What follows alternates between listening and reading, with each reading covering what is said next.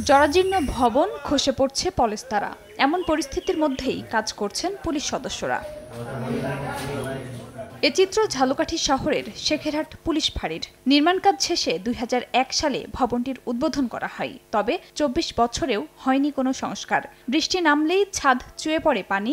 এতে একদিকে যেমন দুর্ভোগে পুলিশ সদস্যরা, অন্যদিকে সেবা নিতে এসে ভোগান্তিতে পড়েন সাধারণ মানুষও। এই বিল্ডিং আমরা থাকতে খুব অসহায়ভাবে, যা বস্তি আসছে মনে হয় ভালো। বর্ষার শীতের পানি উঠে যায়, সোয়াই পানি পড়ে, বিদ্যুৎ লাইনের অবস্থা ভালো না। বিল্ডিংটার এমন অবস্থা, না পুলিশ থাকতে পারে, না এই জায়গায় বসবাস, অ্যাক্সিডেন্ট হইতে পারে, যে কোনো সময় চুরি পড়তে পারে।